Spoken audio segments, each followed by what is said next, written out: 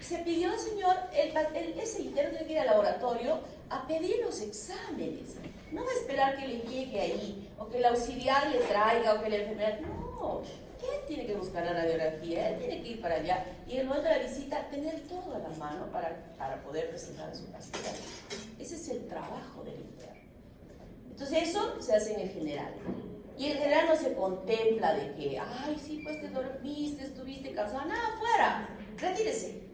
Delante de todo el mundo, son alumnos de enfermería, de obstetricia, de todo el mundo, de residentes de los de la UNSA. Obviamente, pues, ¿quién que lo traten de esa manera públicamente va a sentirse bien? Nadie. Entonces se deprime, se siente mal, van al psiquiatra, el psiquiatra recomienda que se vaya de ese hospital a otro hospital. Bueno, que se vaya al hospital de policía. Y en el hospital de policía no había una sola neumonía durante todo el año. Y de ahí se va a hacer su serum, a matar gente. Y ahí en el pueblo nadie le va a tolerar, pues nadie le va a decir, ahí sí te vamos.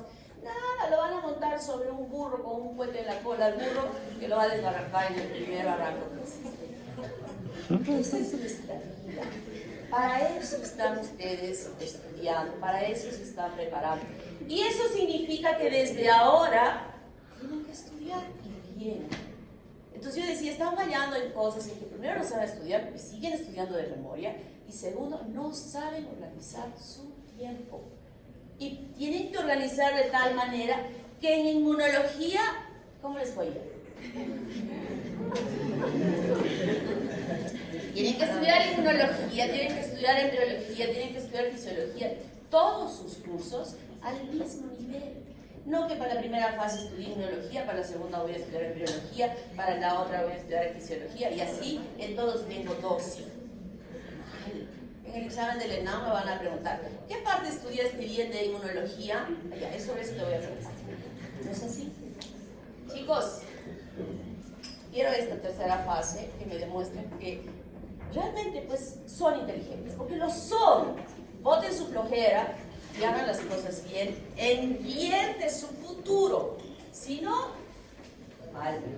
No van a aprobar el ENAM, no van a aprobar ese examen para el Seguro Social. Y yo no quiero eso. Así es que a pensar bien, a organizarse bien y a hacer bien las cosas. ¿Está claro? Levanten la mano, derecha. Prometen todos ustedes tener un promedio de más de 15 en esta fase.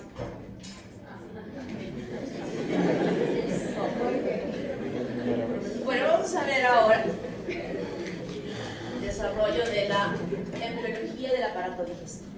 El aparato digestivo, ya estuvimos conversando sobre él, o sea, ya tenemos las bases sobre las cuales vamos a poder hablar ahora. Y sabíamos que en la parte superior, a nivel de la cara, en la cavidad oral, se formaba a partir de la formación de los arcos faríngea, ¿verdad?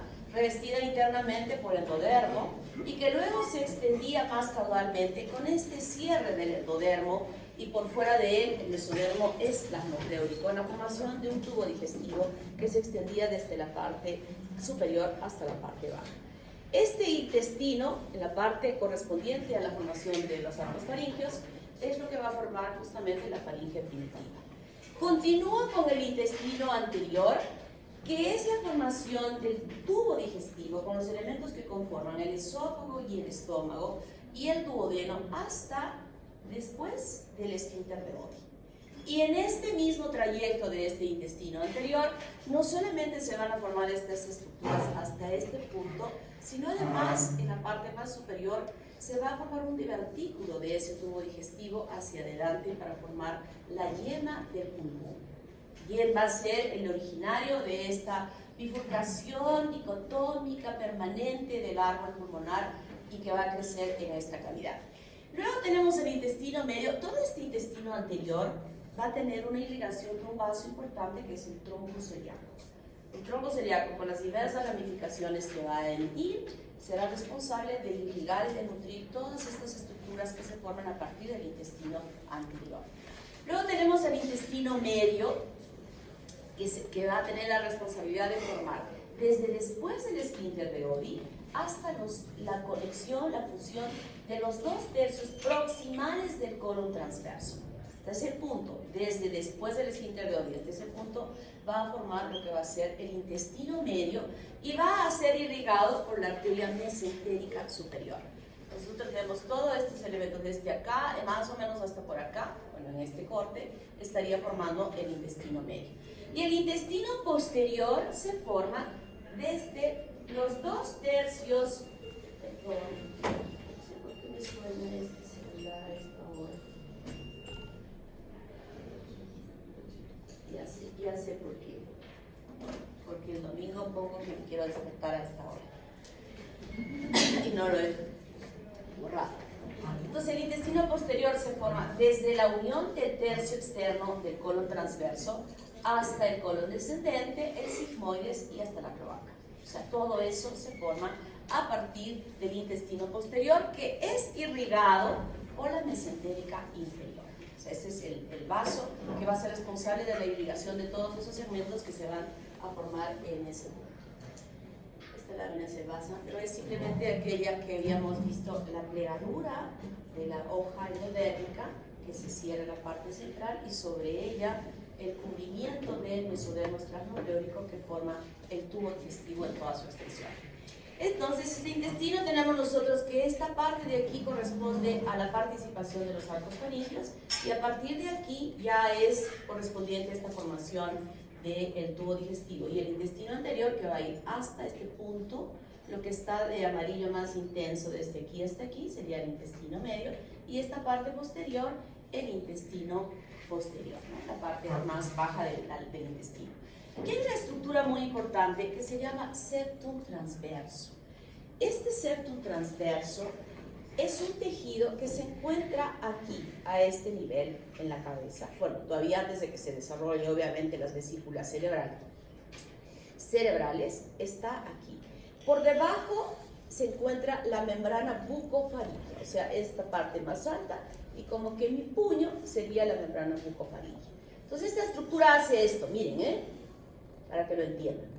Hace un giro, va descendiendo, descendiendo, descendiendo, y va dejando esta estructura a este nivel. La membrana bucofaríngea, se me ha bajado mucho la membrana bucofaríngea, va a quedar a esta altura que va a formar la boca. Y por aquí está por encima de las vesículas. Luego las vesículas van a crecer en forma muy importante. ¿Qué es esto? Este tejido se llama septum transverso y se va a pegar más a este nivel en su descenso. Y aquí, cuando haya descendido el septum transverso, va a participar en formar parte del diafragma, de división de la cavidad torácica o la abdominal, y en la parte más caudal, un tejido del mesodermo estrasmopleurico que va a formar dentro de él la ramificación endodérmica en la formación del hígado. Es decir, que este septum transverso será responsable de la formación del estroma del hígado, a su vez, como formará en su parte más alta parte del diafragma para la división del tórax con el abdomen. ¿Está claro? Entonces, quiero que entiendan esto, no es que se desarrolló ahí, sino vino de acá e hizo este giro hasta ubicarse en esta posición. Recuerden a él que es muy importante lo que voy a explicar más adelante. Y vamos a ir viendo cómo se forma este tubo digestivo desde la parte más superior, por detrás o por debajo de la formación de la faringe, que ha sido por la participación de los arcos faríngeos, y será la formación del esófago. El endodermo, en toda la extensión del tubo digestivo, forma la mucosa del tubo digestivo, el epitelio de revestimiento y la mucosa.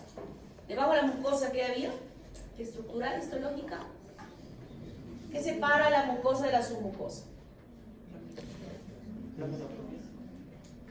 Bueno, debajo de la lámina propia.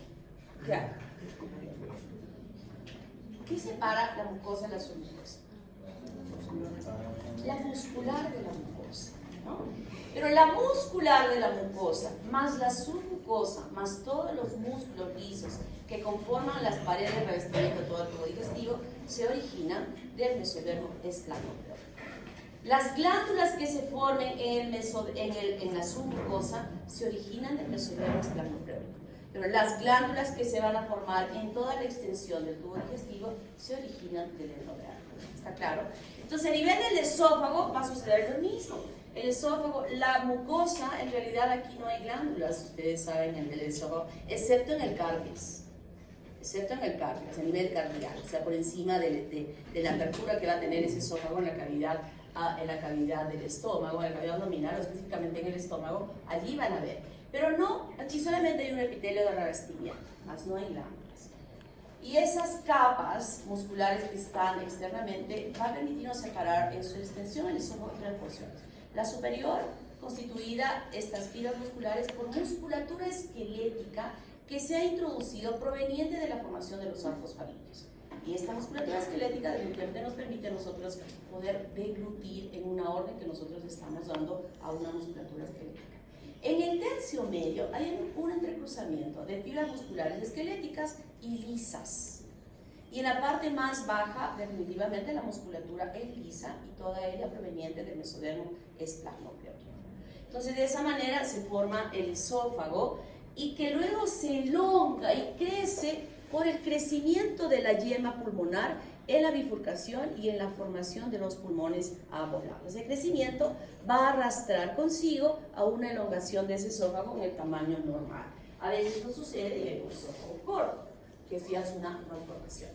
El estómago tiene otra forma. Perdóname, quería quitar el su botella, pero me doy cuenta que tú también estás poniendo ahí tu celular. Este es el tubo digestivo. Y hemos visto que se elongó para formar el estómago. Y ahora en este estómago va a suceder algo muy interesante. Va a suceder que va a producirse unas dilataciones especiales. Préstame tu cuaderno. Quiero que me entiendan para que luego cuando lean su libro les sea muy sencillo, facilito. Entonces, este tubo digestivo que está así, redondo, circular, delgado, empieza a tener modificaciones. Las modificaciones van a hacer que se ensancha la luz de la cavidad, más en la parte dorsal. Todo el intestino, en toda su extensión, está sostenida por dos mesos. Un meso dorsal pegado a la pared posterior de la cavidad y un meso ventral pegado hacia la parte anterior de la cavidad. Y en la parte dorsal, que está fijada al meso, va a haber una mayor dilatación, formando lo que va a ser la curva mayor del estómago. Aquí no va a haber tanta dilatación como esta. Entonces, el estómago, el tubo digestivo en esta porción, tiene una cara derecha y una cara izquierda. Luego, cuando se ha dilatado, hace este giro. Un giro de 90 grados sobre su eje. Y en este giro de 90 grados sobre su eje, él elonga, estira el meso dorsal y lo pone en esta posición. Y la cara izquierda ahora va a ser frontal y la cara derecha se hace dorsal. Entonces ya tenemos el estómago en esta posición y luego que esté en esta posición el estómago hace esto.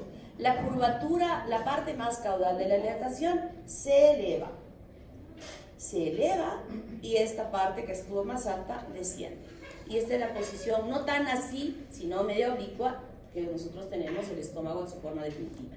El meso dorsal, Jesús, esté atento. La niña que está hablando, Jesús, ven acá. Jesús, ven acá.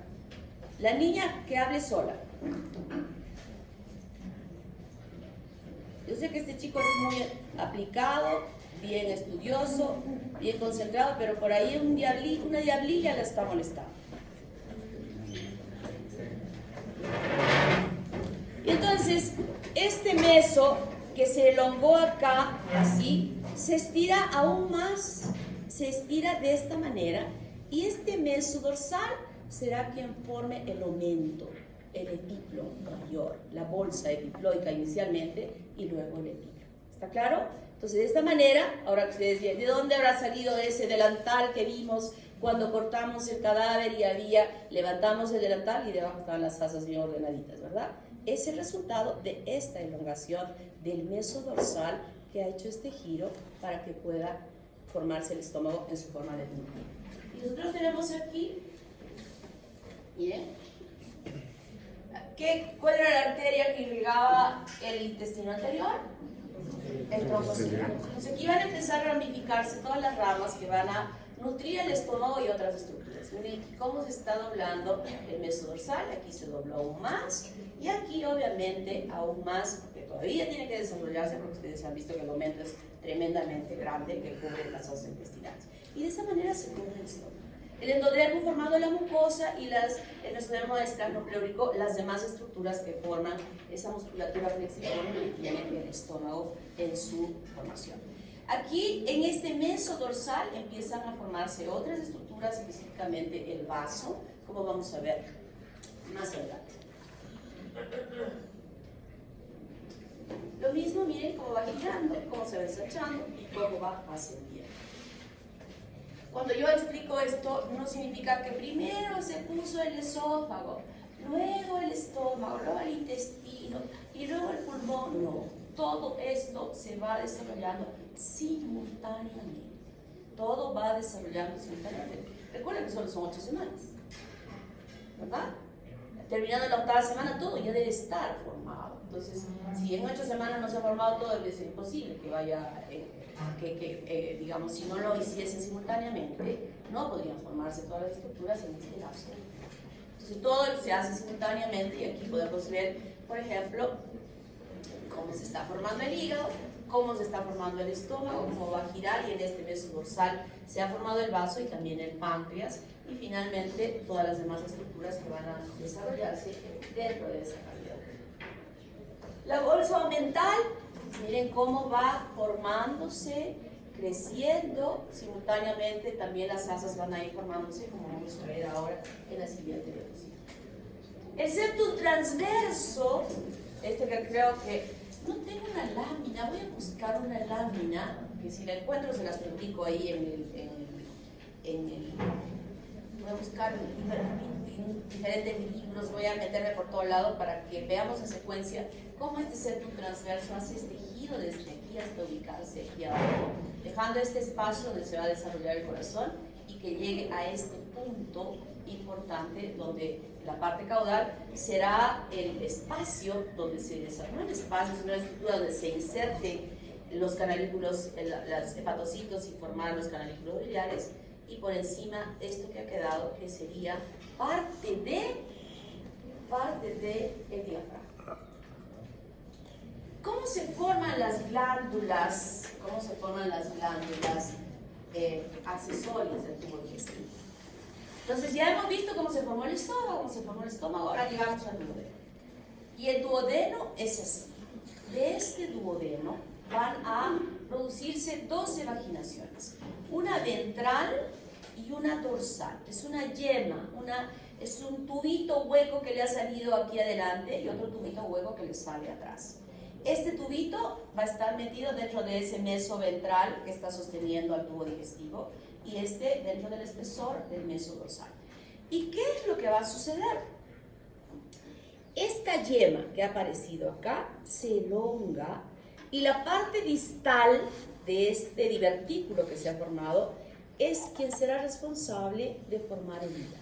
Cuando ha llegado aquí adelante empieza a ramificarse. ¿Dónde?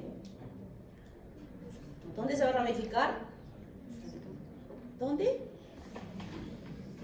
¿Dentro de qué se va a ramificar estas yemas de células endodérmicas? ¿Dentro de quién? Del septum transverso, que ha llegado a esta posición. Se mete estas celulitas y empiezan a formar yemas, a ramificarse con luces, con paredes que van a formar luego los hepatocitos y cómo se van a formar luego los canalículos biliares, ¿verdad? Esta parte distal es responsable de la formación hepática. El septum transverso forma el estroma y la cápsula de gliso de ese hígado. Y este endodermo es responsable de la formación de todo el parénquima hepático, de todas esas células, los hepatocitos, aquellos que tienen diversas funciones, que ustedes ya lo saben muy bien y que pronto se me va a ocurrir preguntar. Fisiología. ¿Han hecho fisiología para el digestivo? Está fácil. Entonces, perfecto. Te puedo preguntar en embriología lo que están haciendo ahora en fisiología. Y entonces, además del estroma, además de estos hepatocitos, en la parte parenquimal, ¿qué hay en el hígado? ¿Qué pasa? ¿Qué otro componente importante existe en el hígado?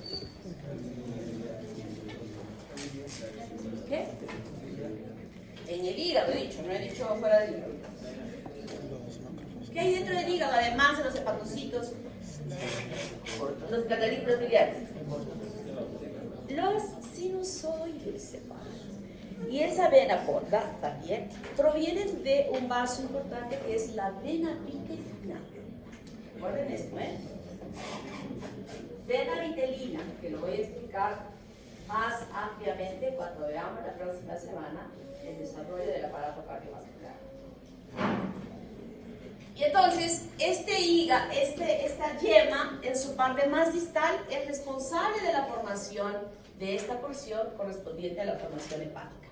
De este mismo conductito que se formó, de pronto otra vez vuelve a producirse una nueva vaginación muy próxima a esta bifurcación, ramificación del tubo en la parte distal, que sería la vesícula. Más próxima a su aparición, más pegadito a la aparición, se produce otra nueva yema. Y esa yema es la que será la responsable de la formación del páncreas ventral. Con un conducto que tiene la comunicación, que será quien forme el conducto de Wilson. ¿Cuál es el conducto principal del páncreas? El conducto de Wilson.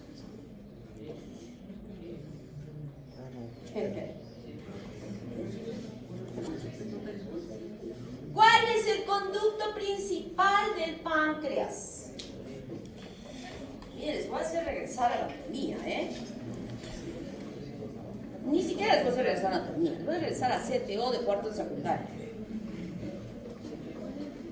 ¿Qué decías, Álvarez? Tú. Sí. ¿Quién es? ¿Estás segura que Wilson?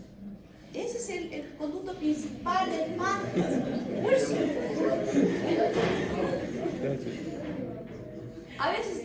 A veces hago énfasis en mi voz, que no tiene por qué asustarse. Creo que Álvarez se asustó cuando dije Álvarez, ¿no? Wilson.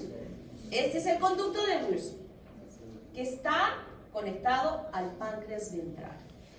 Y en la parte dorsal se vuelve a producir una digitación hacia atrás.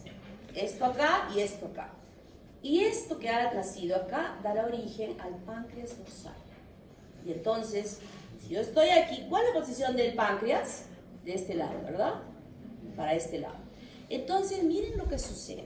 La inserción de esta yema digital es muy importante porque luego va a extenderse y elongarse grandemente para formar cuál es el conducto que va a llegar al esfínter de Oddi procedente del hígado y de la vesícula y del páncreas.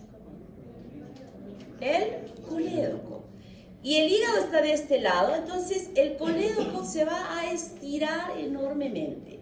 ¿Y cómo lo va a hacer? Miren, aquí está insertado. Primero va a hacer un giro respetando la luz del duodeno, sin afectar la luz, va a hacer este giro. 90 grados, 180 grados.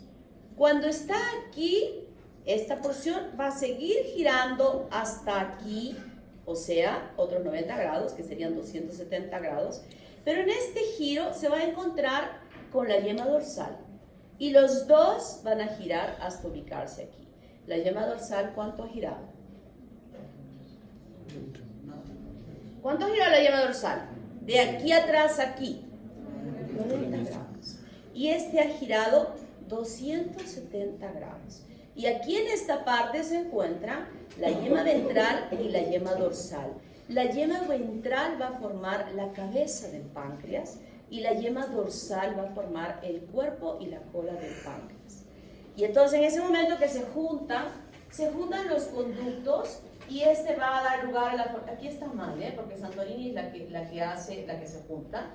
Y se juntan las dos, la cabeza y la cola del páncreas, para formar lo que va a ser el páncreas. La de Santorini es la accesoria, ¿verdad? En la accesoria que se llega a formar. He dicho que este giro lo hace respetando la luz del duodeno, o sea, que no se afecta la luz del duodeno. Pero puede suceder que en este giro presione tanto que afecte la luz del duodeno y hablamos de una normalidad con la cual pueden hacer el niño. El resultado de todo esto puede dar lugar a una serie de malformaciones, desde alteraciones en los conductos de evacuación de la bilis, la formación de la vesícula, la implantación, que no se hayan juntado el páncreas, es decir, una gran variedad de anormalidades que las vamos a discutir en sus prácticas cuando revisemos los casos clínicos. ¿Está claro? Miren, los casos clínicos son muy importantes, ya se los he mencionado. En el examen del ENAM no les van a preguntar cómo se formó el septum transverso. Para nada. Yo les enseño ahora porque obviamente tienen que entender de dónde vienen las cosas para formarse. Pero en el examen del ENAM y en todos los exámenes van a preguntar casos clínicos referentes a la embriología. Por eso es que les pedí a los profesores de práctica, no importa que no hagamos embriología molecular, pero sí hagan bien los casos clínicos, porque eso les va a servir en los resultados después. Esta fase sí tenemos tiempo y haremos la embriología molecular y también vamos a hacer los casos clínicos. Así es que ya voy a comunicar a sus profesores para que ya vayan indicándoles cómo es que se va a hacer. Y entonces, en esta bifurcación de estas células endodérmicas para formar el páncreas, ramificaciones distales, donde en las partes más distales formarán los acinos pancreáticos, que siempre tendrán, recuerdan, una luz al centro del acino para formar un conducto, que luego todos estos conductos se van a fusionar para formar estos conductos principales para la eliminación de ese producto hacia la luz del duodeno. ¿Qué es lo que produce el páncreas? ¿Ah? ¿Qué produce el páncreas? Jugos pancreáticos. Ya empiezo, cuando ya no me contesta y escucho cosas terribles, ya empiezo a levantar la voz. ¿Qué produce el páncreas?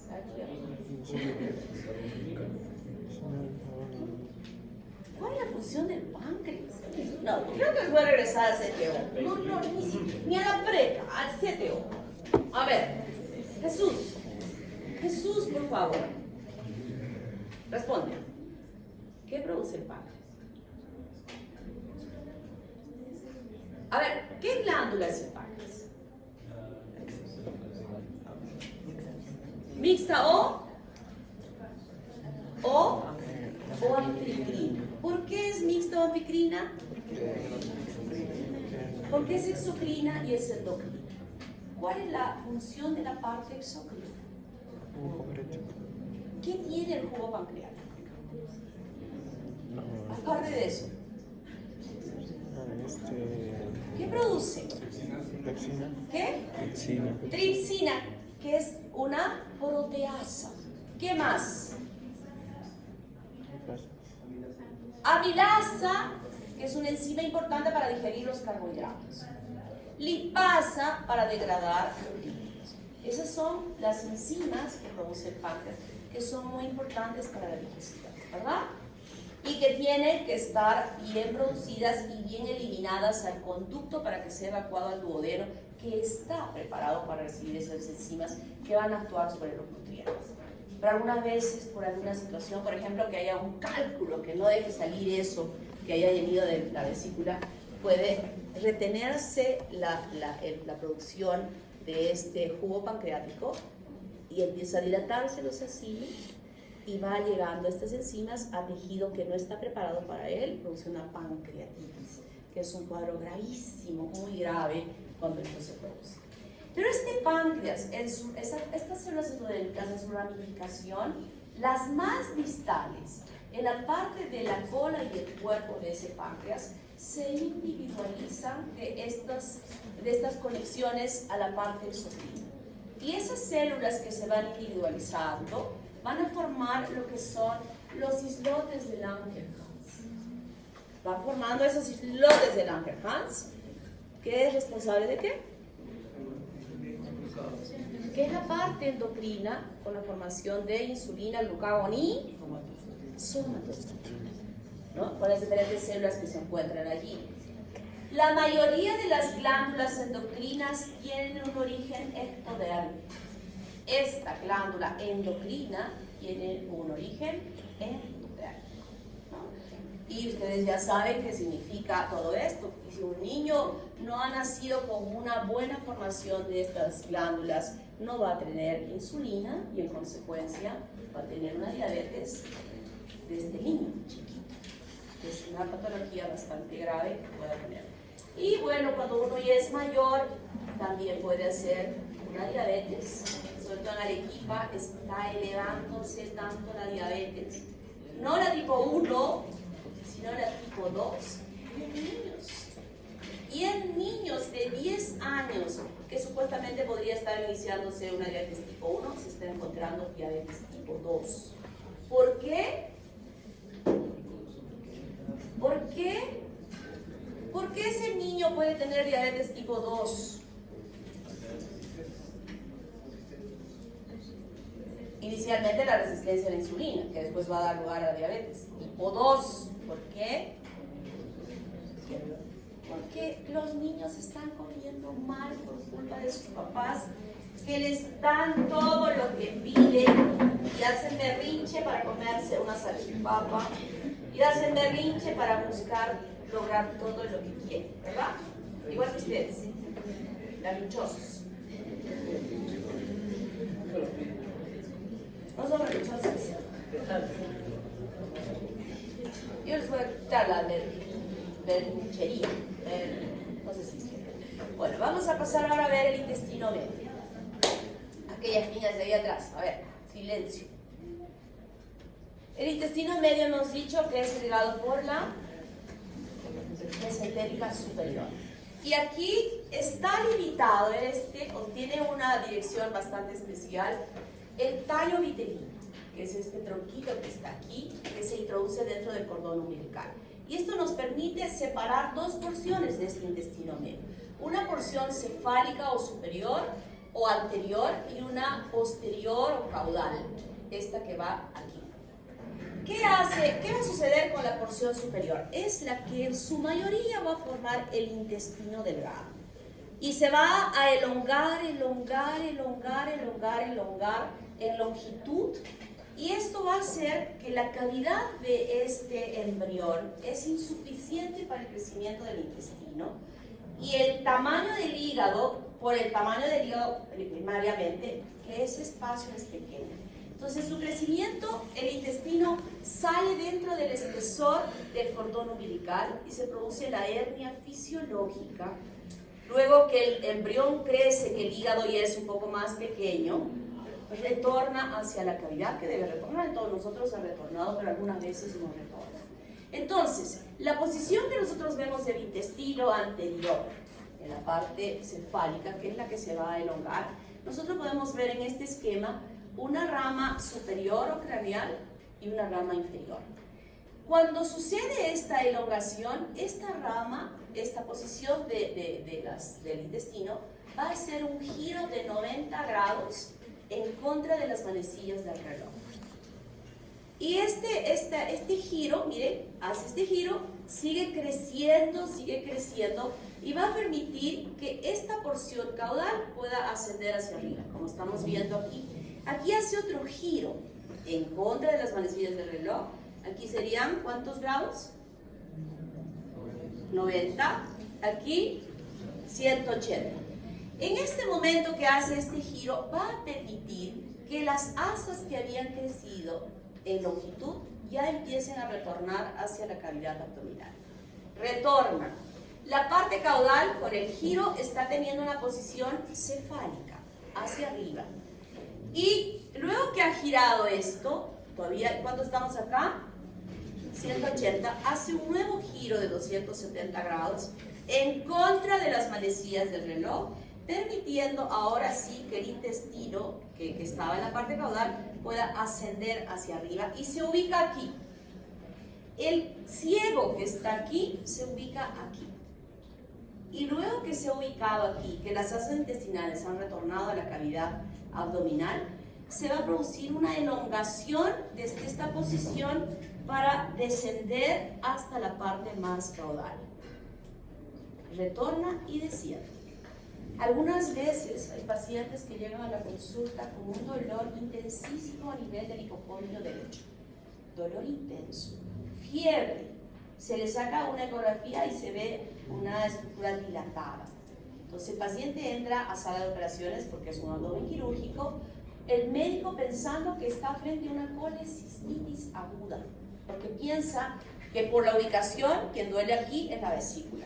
Y cuando entra a sala a operar se encuentra con un apéndice, su vesícula está bien, y el apéndice secal se ha inflamado y está haciendo una apendicitis en esta posición. ¿Por qué? ¿Qué pasó aquí? Que en esa persona no hubo el descenso normal del colon descendente, perdón, del colon ascendente a esta posición del lado derecho, ¿no? O sea, puede suceder. Y de esa manera, este retorno que se va a producir perfectamente bien, lo hace, empieza la 8ª semana y culmina la 10ª semana, se puede visualizar ya todas las asas intestinales dentro de esta cavidad. Sostenidas por el meso dorsal, el meso ventral a la extensión de esta porción del intestino desaparece.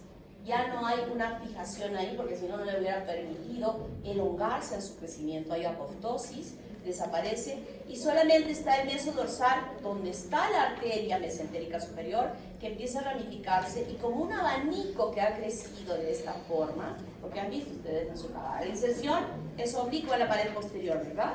Y de allí ese meso está siempre conectado al intestino, el intestino no está libre.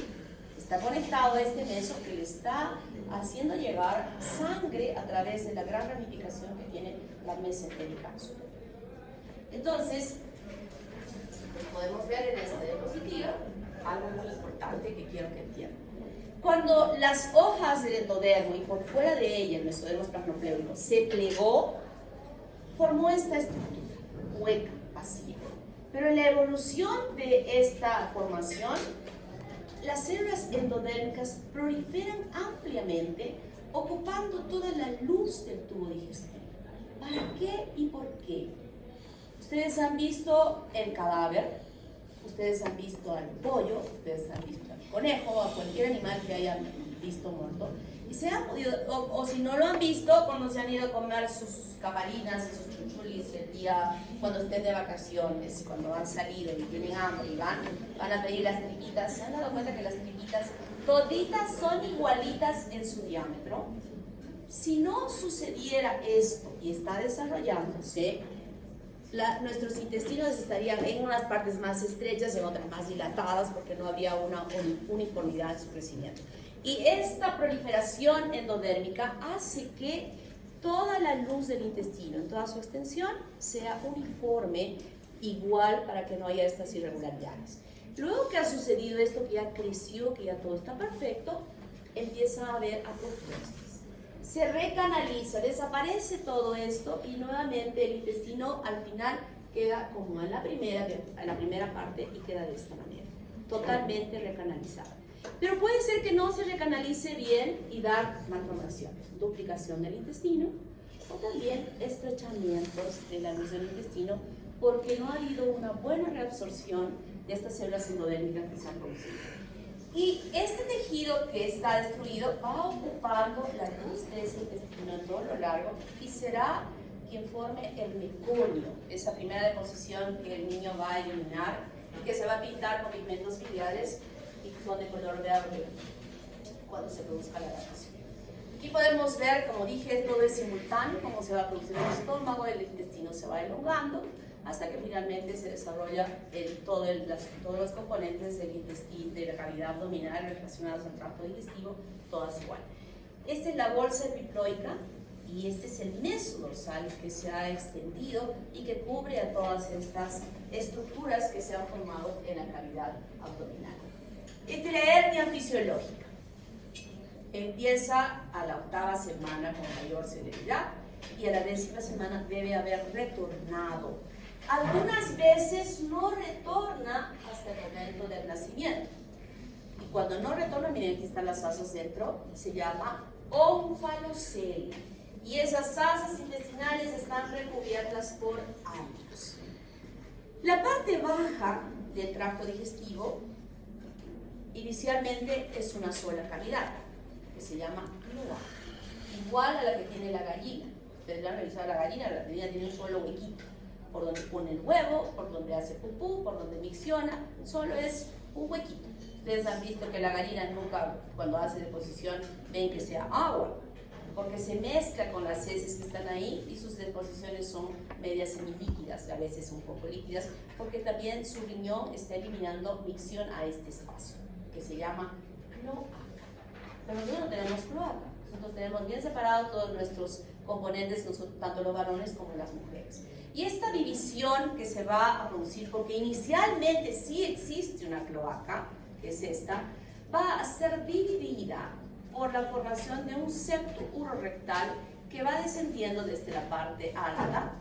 Fíjense cómo va descendiendo, hasta que finalmente hace contacto con la membrana cloacal que nosotros habíamos conocido, separando dos espacios importantes, uno anterior, que es el seno urogenital, de este vamos a hablar la próxima semana, y aquí atrás el recto. Y aquel lugar donde este septum hace contacto con la membrana cloacal, nosotros externamente le llamamos perineo, que es ese espacio en nosotros las mujeres, desde el borde de la horquilla de la vagina hasta la apertura del ano. Ese espacio es el perineo, y en el caso de los varones igual, desde la emergencia del pene hasta la parte del recto, también eso se llama perineo, y ha sido el contacto a esta membrana cloacal por este septum que ha separado estas estructuras. Definitivamente lo vemos tan simple, tan sencillo aquí, pero en realidad puede ocasionar una serie de malformaciones en su desarrollo. Por ejemplo, que no se haya formado el tabique perfectamente y el niño nazca con una cloaca persistente. Ustedes, cuando hagan su internado en el Hospital General, sería lo que pasa, ¿verdad? No importa la placa, no importa la placa. Álvarez, no importa la placa. Van a hacer lo que les he dicho. Va a haber un interno, que es el que va a atender el parto, el que va a cortar, el que va a suturar, el que va a estar suturando, y va a haber otro que va a recepcionar al niño, al recién nacido. Y lo va a evaluar desde aquí, midiendo el diámetro de la cabeza, el diámetro del tórax, el tamaño, mirando su oreja, mirando su boquita, le van a abrir la boquita para ver, mirándole los ojos, abrirle si los ojitos está hinchado, abrirle para ver si es que por ahí hay un glaucoma, o sea, de aquí a la punta. Y van a llegar hasta la parte genital, hasta la parte de... Y le empezarán a revisar si tiene sus orificios bien, si es mujercita, si es varoncito, si tiene los testículos bien en su lugar, si han descendido o no están descendidos. Esa es una evaluación importante. Por culpa de ustedes puede pasar una desgracia si no han hecho el examen bien y que el niñito pueda morir en el transcurso siguiente. Entonces aquí nos encontramos con un solo orificio ahí, cloaca persistente. Que tenga una estenosis anal cuando le abren, a veces esto es un poco difícil, porque abrimos y pareciera pues el esfínter lo tiene cerradito. Entonces es un poco difícil y uno se da cuenta de esta situación conforme pasan las horas después del nacimiento, que el abdomen del niño empieza a balonarse, porque no hay una buena eliminación de heces, está alimentándose y empieza a llorar por esta distensión, ¿no? Esto generalmente es difícil poder evaluar al principio. Membrana anal persistente, eso sí podemos evaluar. Abrimos y vemos aquí hay algo raro. No estamos viendo algo oscurito, sino como que hay una membrana de tejido allí. Depresión anal con una fístula anorrectal. Depresión anal con una fístula un poco más larga en el caso del varón y en el caso de la mujer, que va a salir hacia el lado del perineo, miren, en el caso de la mujer. O sea, van a haber 3 orificios en el perineo y en la parte del ano una depresión. Depresión anal con fístula rectovaginal. Por la vagina de la niña va a empezar a salir meconio, porque está habiendo una comunicación hacia la vagina. O en el caso del varón va a empezar a miccionar de color verde, porque hay una fístula que va del colon hacia la uretra. Depresión anal, pero ya esto un poco alto, bastante alto. Cuando hay este tipo de problemas, porque se hace usualmente y el niño empieza a presentar alargamiento, se le pega una monedita aquí y se toma una radiografía. Entonces el nivel de aire a donde haya llegado, si es que hay esto sobre todo, nos va a señalar el nivel es alto. Entonces es una atresia rectal importante que se tiene que corregir. En cualquiera de estas situaciones, para permitir la sobrevivencia de este niño que es chiquitito, que no puede ser sometido rápidamente a una cirugía y se puede permitir el esperar que gane peso, que esté más fortalecido, es hacer una colostomía. Cortar aquí en el colon, abrirle un orificio para que pueda evacuar por este lugar, permitiendo que el niño crezca más y someter después a una cirugía. Eso vamos a ver seguramente en los casos. Entonces, todos estos órganos que se han formado, todos ellos, no están colgando ahí sueltos en la cavidad abdominal. Todos están suspendidos a ciertas estructuras en esa pared. Ustedes han abierto, todo estaba bien ordenadito, ¿verdad? No estaba el hígado por acá, el colon por allá, no, porque eso traduciría una serie de alteraciones en el tránsito del intestino. Entonces, existen mesos. El meso es un tejido laxo, firme, que puede sostener diversas estructuras, que a través de este atraviesan vasos sanguíneos que van a irrigar ese órgano que se encuentra suspendido por ese meso. El ligamento son estructuras que también sirven de sostén, pero a través de él no circulan vasos que nutran a aquel órgano que está sosteniendo, excepto una irrigación propia para su nutrición. El epiplo es este enorme que ha desarrollado, que es el epiplo mayor que nosotros conocemos. Y que, ¿cuál es la función del epiplo? ¿Cuál es la función del epiplo? ¿Perdón? No te estás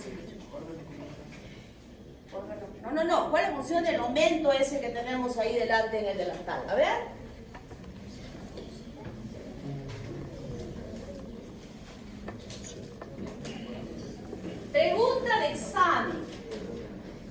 Pregunta de examen, ¿eh?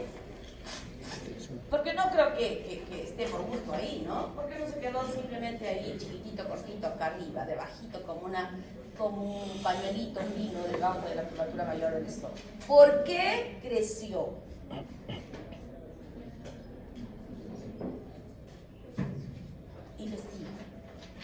Investigo, buena pregunta. Luego vienen las fascias de coalescencia, que son las fascias de fijación de los órganos. Primero tenemos a la fascia que se llama, tienen nombres, TOLT1. Esta TOLT1 permite la fijación de la cabeza del páncreas hacia la pared posterior de la cavidad abdominal, sosteniéndola, haciéndola en esta parte ya algo retroperitoneal, pegándola hacia atrás. Luego tenemos a la TOLT2, que es la retromesocolónica derecha, es la que fija el colon ascendente hacia la pared abdominal. Recuerden que el colon no está bailando, ¿no? Está fijado ahí. El TOL3 es el que fija el colon descendente a la pared posterior de la cavidad abdominal.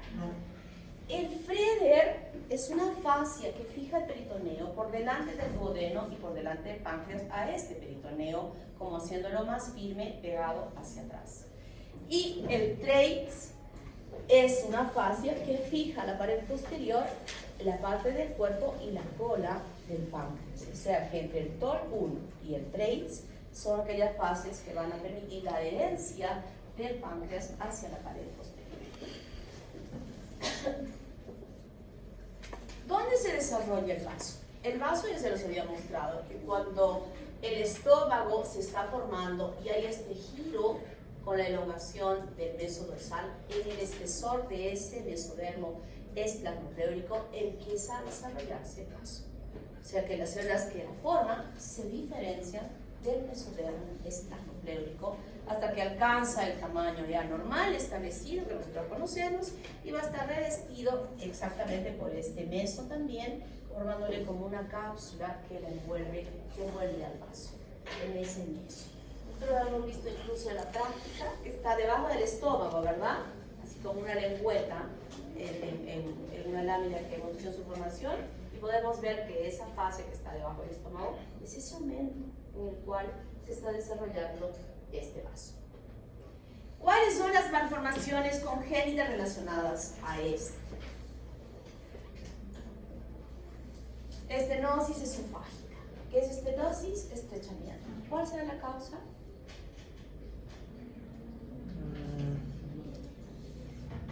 ¿Cuál es la causa?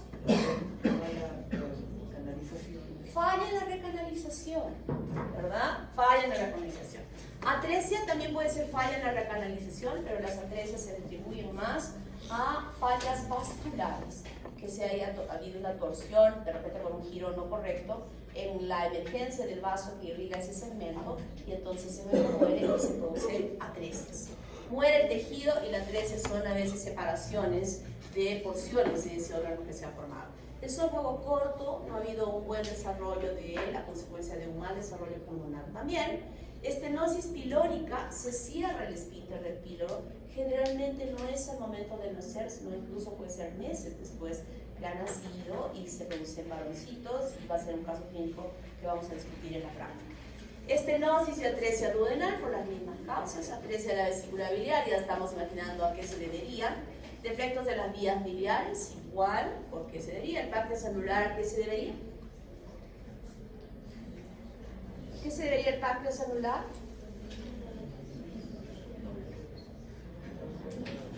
Al giro que ha cerrado. Recuerda que les dije que respetaba la luz del duodeno, pero ahora el resto no. Y eso es muy peligroso. Páncreas ectópico, no se llegaron a funcionar correctamente en las dos. Enfermedad fibroquística del páncreas, que no haya una continuación de la luz de los conductos y empiece a dilatarse en diferentes partes. Generalmente estas enfermedades fibroquísticas están asociadas también a una poliquistosis a nivel renal, o sea que se tiene que investigar al respecto.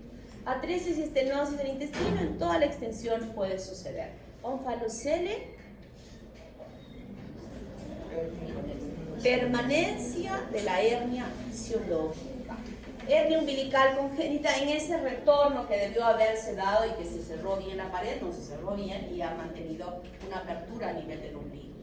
Defectos en la rotación de los intestinos. En vez de que gire así, gira para el otro lado y estrangula los vasos y altera el peristaltismo normal.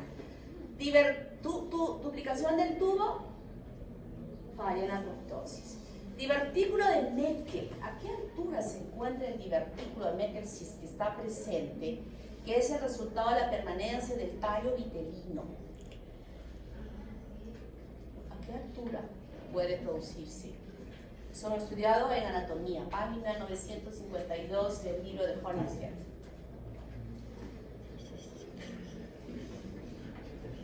A ver, ¿quién recuerda? ¿A qué altura, a qué distancia, dónde se encuentra este divertículo de Meckel?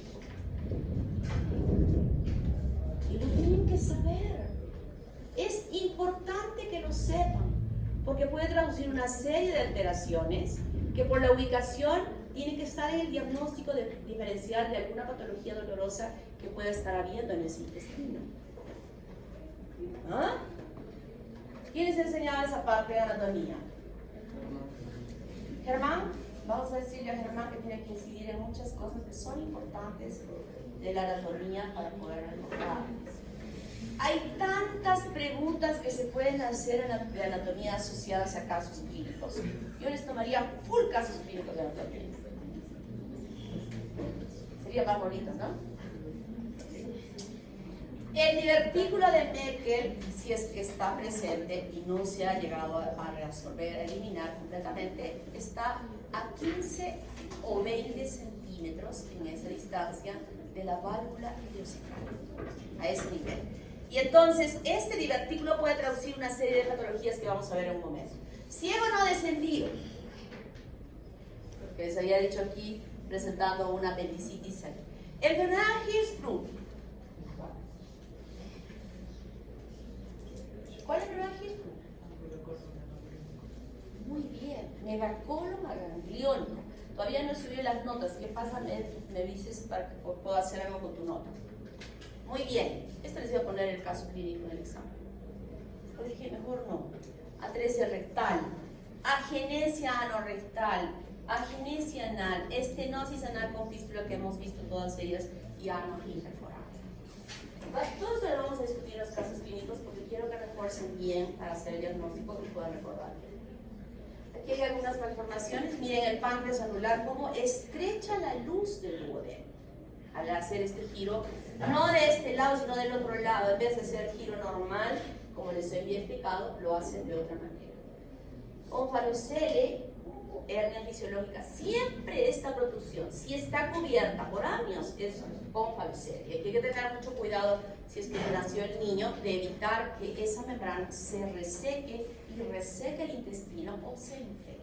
Entonces tiene que hacer cubrimiento con apósitos especiales, pues con unas membranas especiales, hasta que pueda el niño crecer un poco y poder ayudar con colgajos que se van a hacer de la piel y cubrir esta parte. No le vamos a meter y luego coser así, porque podemos comprimir el pulmón y el niño entra y muere. Le arreglamos bien bonito el niño y muere. Tienen que hacer procedimientos especiales. Una ectopía cardíaca que también permite mostrar estructuras del tracto digestivo. Aquí tenemos una entrofia cloacal, como se cerró la parte baja y toda la parte baja está expuesta. Gastrosquisis se diferencia del onfalocele porque aquí no está protegida por el amnios. Es simplemente que las paredes del abdomen no han sido fusionadas y en consecuencia todo el contenido intestinal está fuera, sin que haya habido fusión de la pared abdominal. Si es que es muy grande, sumamente extenso, que no se llegó a fregar, definitivamente el niño muere, ¿no? O sea, es más posibilidad de sobrevivencia. A veces puede ser un poco más pequeño, más corto, igual se tiene que proceder, como en el caso anterior, de proteger que no se reseque y que no se infecte, aunque de verdad el pronóstico no es tan sencillo. Onfalocele, cubierto por amnios, onfalocele, y gastrosquisis, donde no hay recubrimiento de amnios y el tejido que está fuera. Defectos en el cierre abdominal, caudal, y el gran divertículo de Becker, que miren, podía mantenerse. Y este divertículo está recubierto internamente por el endodermo. Y sabemos que el endodermo tiene el potencial de diferenciarse en diversas células, desde aquellas que van a formarse a nivel de la mucosa gástrica, produciendo ¿qué producen las células en el estómago? Las parietales, las principales, ácido clorhídrico, o células pancreáticas que también podrían estar produciendo enzimas. Entonces, el niño nace y más o menos como al mes, o a veces depende de qué tiempo que empiece a hacer daño estos productos, puede provocar una úlcera a ese nivel. Y el niño empieza a evacuar sangre viva. Un recién nacido que tiene esta característica, o de repente un poco más de tiempo, no necesariamente recién nacido, y que tiene esto, lo primero que se tiene que pensar es que debe tener un divertículo Becker que está haciendo, claro, después de descartar la posibilidad de que esté infectado con una bacteria. ¿Qué bacteria produce full sangrado, Álvarez? En las heces. A ver, los dos. ¿Cuál es la bacteria que puede producir un sangrado abundante en las heces? Que produce un sangrado. ¿Cómo se llama las heces con sangre? Disentería. ¿Cómo se llama? ¿Quién sabe? No, parásito no. Bacteria. No. Pregunta de examen. No es más de pregunta de examen. Entonces, después de descartar que no sea una infección bacteriana que puede producir, claro, no tan abundante cuando se produce una hemorragia, entonces tiene que entrar públicamente a operar. O puede ser que haya un divertículo fijado a un cordón fibroso, y esto no está bien porque evita que el tránsito sea correcto y puede provocar obstrucciones. O que hay una fístula de esta válvula y de este espacio, distancia chiquita del colon, donde el paciente empieza a eliminar secreciones de heces a través de él, con un olor totalmente desagradable. Quistes vitelinos, seno umbilical, con un olor también desagradable. Normalmente el ombligo huele mal. Ustedes ponen un sopo ahora en la noche, antes de dormir ahí, y luego huele feo. Imagínense si es más profundo, terrible, el olor ya es terrible. O que la arteria todavía se mantenga ahí, la arteria vitelina de ese cordón. Y todo, si es que esto origina dificultades en el tránsito intestinal, que puede traducirse en hilio u otras, pues es necesario hacer una resección, que generalmente se hace. Esta es una pieza quirúrgica ya retirada, donde se ve parte del intestino y también el platillo, ya necrosado. ¿Preguntas hasta aquí? Clarito, ¿no? Vayan a leer ahorita, no digan que estén preparándose para salir. Ustedes no tienen permiso de salir esta noche, por si acaso. ¿Alguien piensa salir esta noche? Háganse, pobre. Pues ahora vamos a estudiar. Creo que se han cansado un poquito. Pueden acabar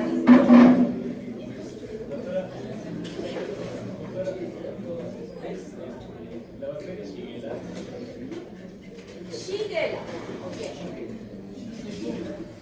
Shigella.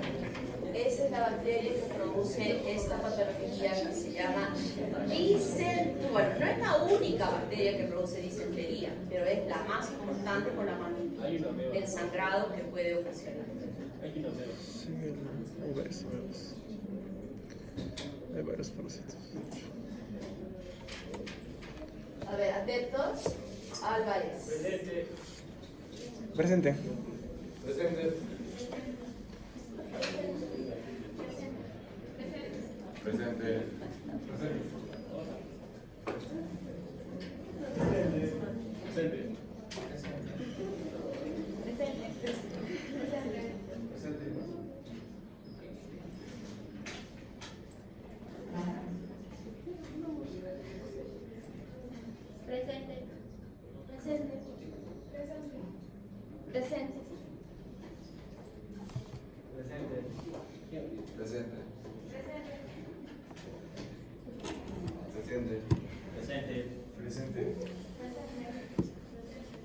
Presente.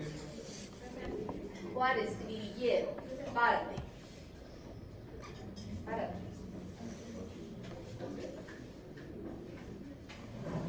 Aplaudamos a ella que le ha sacado 19 en el examen.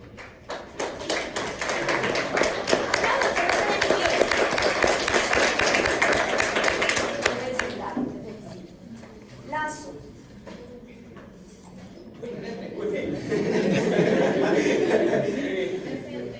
Presente.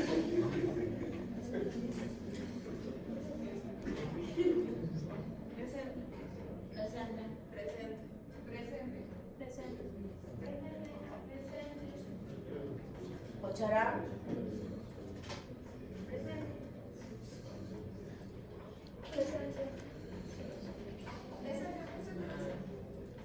Bien, si no, ya no vuelvo a corregir. Toda la vida me hacen corregir. Ortiz.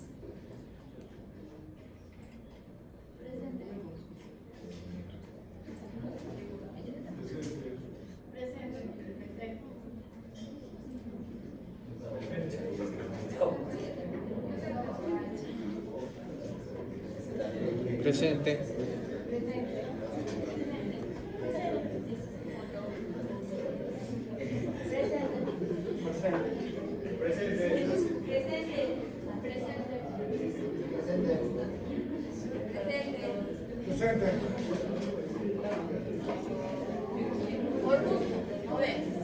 Sea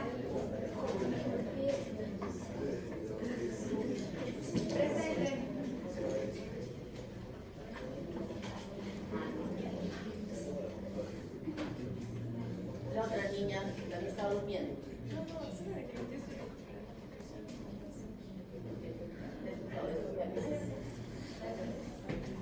Quienes se estén recuperando de las dos primeras clases de martes tienen que avisar en un papelito.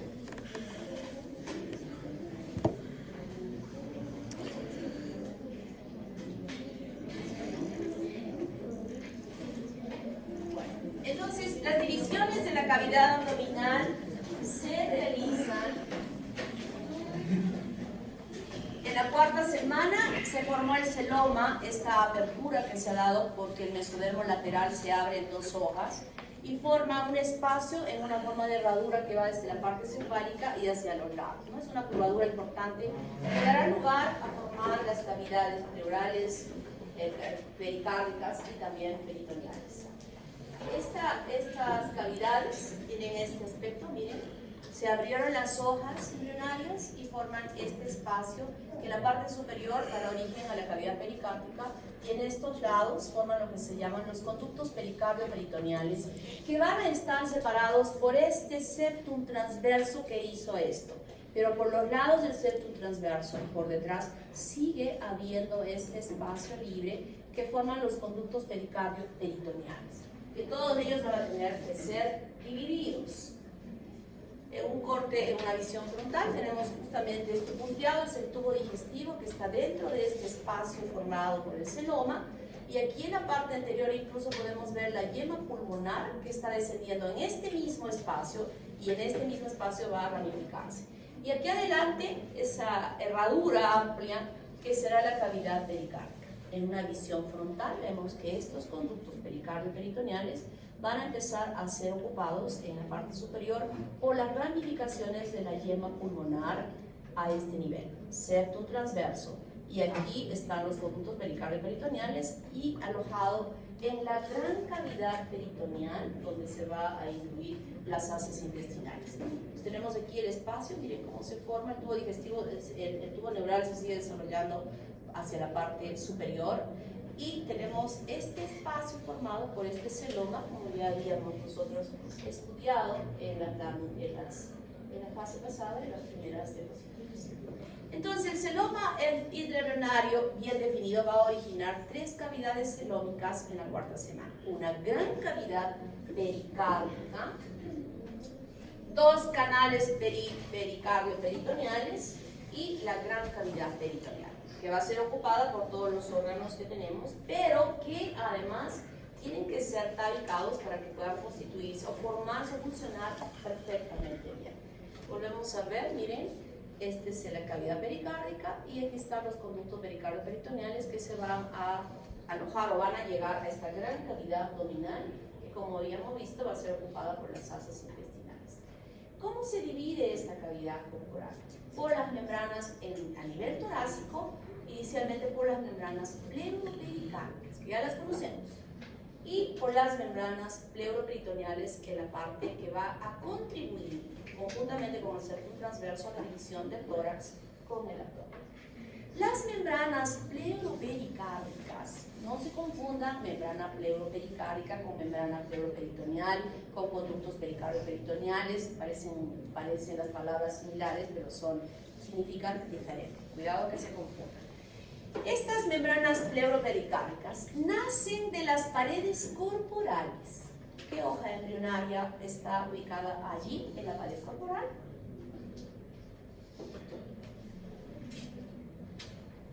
¿Qué hoja embrionaria está aquí en esta parte? ¿Qué mesodermo? ¿Qué mesodermo está aquí afuera, revistiendo la pared corporal? Mesodermo somatopleurico. Y es el mesodermo somatopleurico que nace en estas membranas que se dirigen hacia la parte central, arrastrando consigo a las venas cardinales comunes y además a los nervios frénicos. Y de esta manera van a separar a nivel torácico 2 cavidades, la cavidad pericárdica y la cavidad pleural. Eso ya lo hemos visto en las prácticas en diversas láminas, ¿verdad? Lo vemos aquí nuevamente, como va creciendo, arrastrando consigo a las venas cardinales comunes y al nervio frénico. Y en esta diapositiva podemos observar que la vena cardinal del lado izquierdo desaparece y solo se mantiene la del lado derecho. Será quien forme la vena cava superior. Y arrastra consigo los nervios frénicos, que ustedes los han reconocido en la práctica, que están envueltos por estas membranas pleuropericárdicas, ¿verdad? Va arrastrando, el pulmón va creciendo, y esta membrana va a ser jalada hacia adelante. Lo que estaba aquí va a ir para acá, fíjense, porque el pulmón ha crecido y ha ocupado casi toda la cavidad torácica, y cuando ustedes han abierto su cadáver han visto que los lóbulos inferiores incluso cubren parcialmente al corazón. Entonces, como hemos dicho que esta membrana es la separación de ambas, la membrana que inicialmente nació de este lado va a ser arrastrada para su fijación hasta la parte anterior, donde ha dividido, fusionándose ha dividido en una cavidad pericárdica y en una cavidad pleural, donde se alojan estos dos órganos importantes, y de esa manera se divide la cavidad torácica. Lo mismo, miren cómo se va formando el conducto pericardio-peritoneal en los lados, ya en la parte caudal, cómo se llegan a desarrollar y que van a ser luego ocupados por las asas intestinales en el desarrollo de los diversos órganos que alojan ya a nivel de la cavidad abdominal. ¿Cómo se forma el diafragma? El diafragma se forma por aquella estructura que ya expliqué al principio. Primero el septum transverso, luego las membranas pleuroperitoneales, luego el mesenterio dorsal del esófago y las paredes laterales del cuerpo. Son 4 componentes que participan para dividir la cavidad torácica de la cavidad abdominal. ¿Y cómo se hace esto? El septum transverso vino de acá y se puso acá, ¿verdad? Que es todo esto que está de color celeste, como cuadriculado. Este septum transverso se fusiona al meso del esófago. Se fusionaron. Y luego, de las paredes laterales procedentes del mesodermo somatopleúrico, también van creciendo estas membranas pleuroperitoneales. Esto que está de color celeste solito es el espacio, es la cavidad, es el conducto pericardio-peritoneal. Y entonces va a cerrarse, va creciendo hasta que finalmente se fusiona el septum transverso, el meso del esófago y estas membranas pericardio-peritoneales. Entonces, falta un componente de formación, que es en realidad la más importante, porque va a reemplazar casi en su totalidad a las membranas pleuroperitoneales. ¿Y cómo va a ser esto? Pericardio-peritoneales, perdón. Lo hace jalando, arrastrando la pared corporal. Miren, aquí se ve como una bandita, pero aquí vemos que la bandita se ha ensanchado enormemente, haciendo contacto con el septum transverso, donde vemos estos espacios chiquititos que todavía se mantienen de esta membrana que se ha formado inicialmente. ¿Y cómo es que se forma? ¿Cómo se incorpora esta pared corporal para aumentar en la parte periférica este diafragma? Se debe al crecimiento del pulmón. El pulmón va creciendo y en la parte baja como que va arrastrando, como que va haciendo esto, tratando de jalar tejido hacia la parte central. Es como cuando nosotros usamos una plastilina y la plastilina la podemos manejar y podemos jalarla. Exactamente igual produce este crecimiento del pulmón hasta que finalmente se estrecha en una forma muy pequeñita la membrana pleuroperitoneal. Fíjense, chiquitita ahí para su formación final. El diafragma es un órgano importante y en esa formación mucho más gruesa, definitivamente sí va a servir como un gabinete de división entre la cavidad torácica y la abdominal.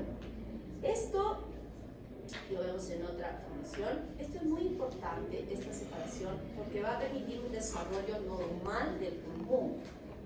Un desarrollo normal del pulmón, que al momento de nacer ese niño pueda respirar normalmente, que sus pulmones se insuflen bien y no tenga ninguna repercusión anormal en su funcionamiento. Pero puede ser que no, que todos estos componentes que hemos visto no se hayan desarrollado bien, no se hayan fusionado, y entonces empiezan a aparecer comunicaciones entre la cavidad torácica y la cavidad abdominal. Como ven aquí, con diferentes porcentajes, uno de los más importantes es la de Bowdalek, la hernia de Bowdalek, y la de Morgagni, que está aquí adelante, que puede presentarse. Pero una de las más, bueno, esto ya hoy en día puede ser con estas ecografías que tienen tanta fineza, que ya no solamente ven al feto en las características externas, sino también internas de él, y se puede observar con estas ecografías tan buenas que de pronto el niño pueda estar teniendo una hernia a nivel del diafragma. Esto permite que y todavía intraútero el niño pueda ser sometido a una cirugía para corregir este problema y el niño pueda nacer bien, ¿no? Se puede hacer. Pero, como ven aquí, miren cómo las asas intestinales se han metido acá.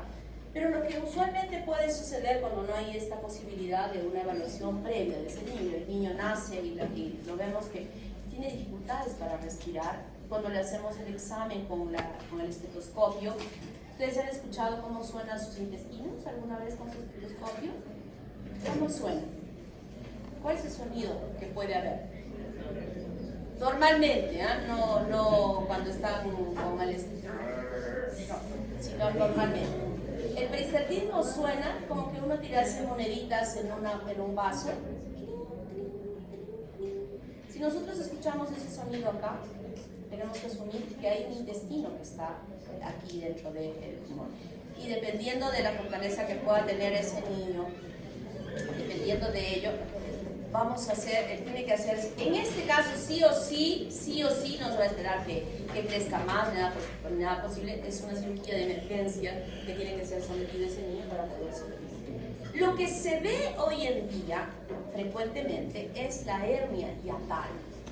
Una hernia hiatal, que es la hernia del hiato, que puede no mostrarse al principio, aun cuando son mayores, y que se empieza a manifestar cuando la persona ya es mayor, donde esta parte ha estado debilitada y ha engordado muchísimo, come muy mal, entonces eso hace que se dilate un poco más, que esté tan frágil esta unión y permite que en algunos casos, parte del estómago pueda ascender, y esto hace que los líquidos de los jugos gástricos puedan ascender por el esófago, provocando daño a nivel de la mucosa del esófago, y algunas veces incluso la gente puede este líquido salir hasta la tráquea y aspirarse con este líquido, que es bastante, muy complicado para las personas que tienen que ser sometidos a cirugías para poder corregir este problema.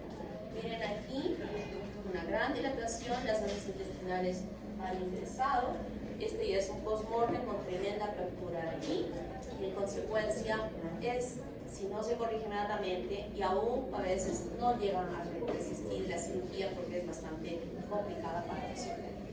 Bueno, esta semana no hay examen, el examen va a hacerse la próxima semana, pero eso no significa que vayan a tener libertad para salir